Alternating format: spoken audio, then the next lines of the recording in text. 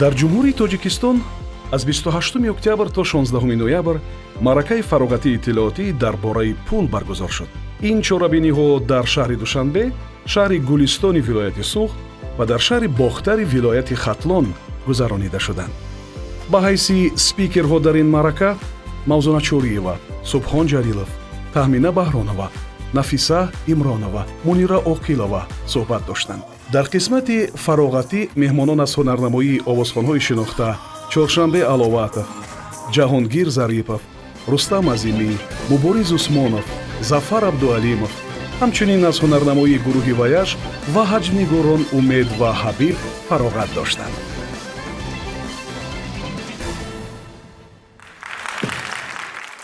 ман нафари дигарро инҷо даъват мекунам ки дар мавриди маърифати молиявӣ, дар мавриди ёфтани пул, идораи пул аз таҷрибаи худашон барои мо қисса мекунанд ва умедворам ки ҷолиб аст.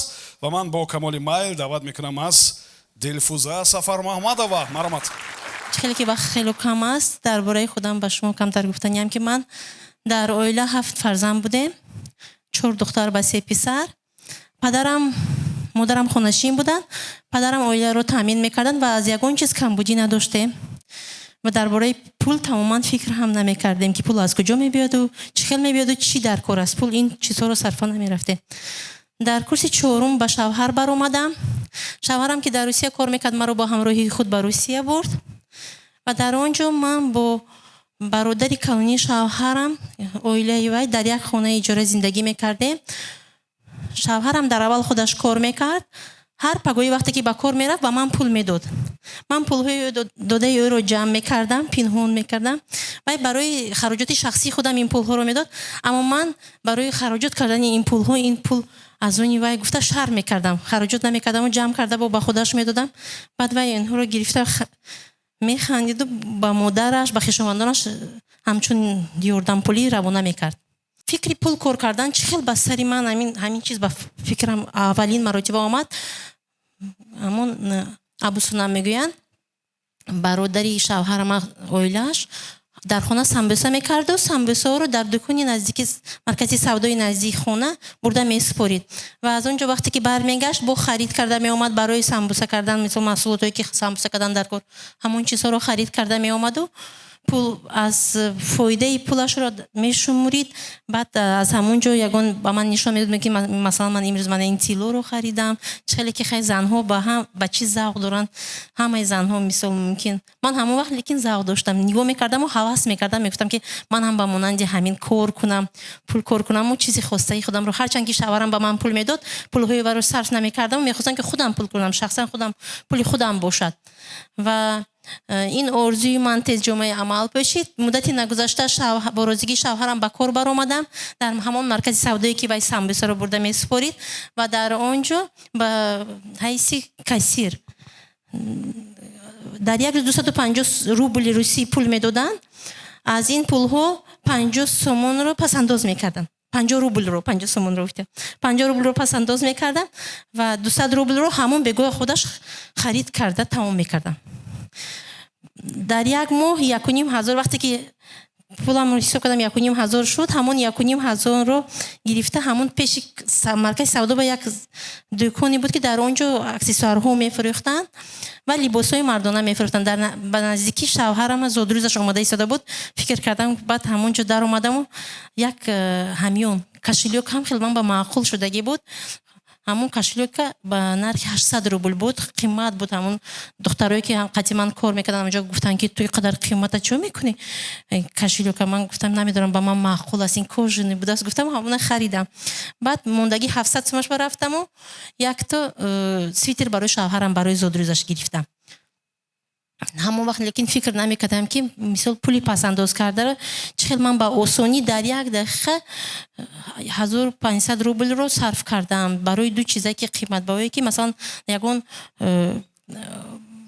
فایده که مثل ندارد و چیز همین خیلی صرف کردم. اکنون حاضر فکر میکنم که چخیل کاری خطا کرده بودم من و در همین مدت در حیات من بسیار یک مشکلاتی سختی دچار شدم که شوهرم بیماری وزمین شد و 2 فرزند، شوهر در مهاجرت در اجاره زندگی میکنی. زندگی کردن نه اونقدر آسون بود و من به خودم қарор кардам ки ман ба кор мебароям барои он ки онҳоро рӯзона нигоҳ кардан дар корбуди фарзандонам аз пушти шавҳарам мисол хӯрокҳои ғизои беҳтарин барои вай лозим буд барои ки аз сабаби ки жӯдкаш бемор шуда буд барои ҳамин ба шабона ба кор баромадаму рӯзона дар нигоҳи фарзандонаму ба шавҳарам вай мекардам ва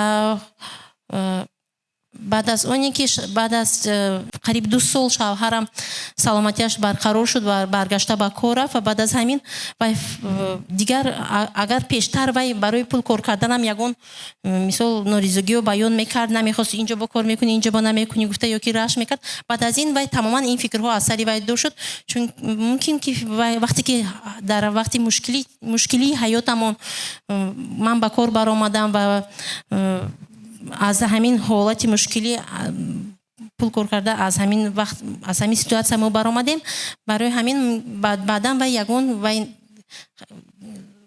барои пул кор кардани ман ягон вай намекард проблемаҳо ягон суханҳо намегуфт розӣ буд бо ман ҳама тарафа 1 сол пеш ман ба ҳамчун мураббӣ аз тренинги саводнокии молиявӣ дар занҳои деҳа таълим доданро сар кардам корро шурӯъ кардам ва дар вақти ҳамин кор кардан дар ҳаёти шахсии худам низ бисёр ин чизҳое ки ба онҳо таълим медодам худам истифода бурдам ва баъд аз оне ки инро истифода бурданро сар кардам пеш аз ҳама назорат кардам хариди худро пеш аз ҳама назорати хароҷотро ба ӯҳда гирифта ҳамон хароҷотҳои хурде ки барои оила дар кор набуду бе ҳамон хароҷотҳое ҳам низ зиндагии мо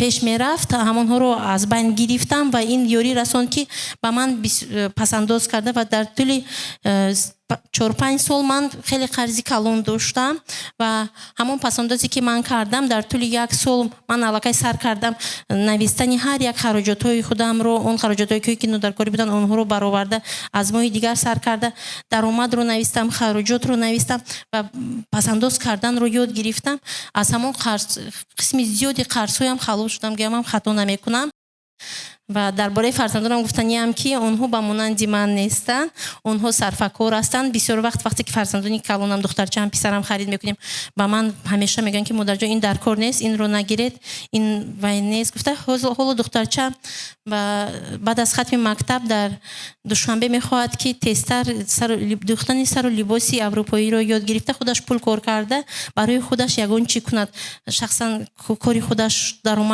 даромади худаш бошад писарам низ инчунин дар Русия дар мактаби олӣ мехонад ва шабона дар маркази савдо кор мекунад ва тамоми хароҷотҳои шахсии худашро худаш ба ӯҳдааш гирифтааст ва ба ин нигоҳ накарда бо ягон ба ман низ пул равона карда меистад ва ман аз мисол барои ин фарзандонамро дастгирӣ мекунам барои он ки он хатогиҳое ки дар ҷавонии худам кардаму мисол то ин вақт намедонистам акун донистам онҳоро дастгирӣ карда ба онҳо низ фаҳмонда хеле ки шумо гуфтед ба фарзандонам дар бораи пул бисёр сухан мегӯям.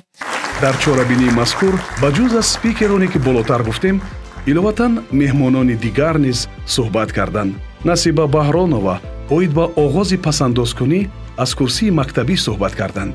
Абдураҳим Шарафзода бошад дар бораи сарфакорӣ дар вақти омодагӣ ба тӯй суҳбати ҷолибе дошт. Спикери дигари мо Саломат Қурбонова дар бораи он гуфт ки сарфакорӣ ин хасисӣ нест ва ба нақшагирӣ ва доштани захираи пулӣ ҳамеша муҳим аст. Искандар Икромӣ бошад дар бораи 3 қоидаи идора кардани пул ва қайду назорати хароҷоти ҳаррӯза суҳбат дошт.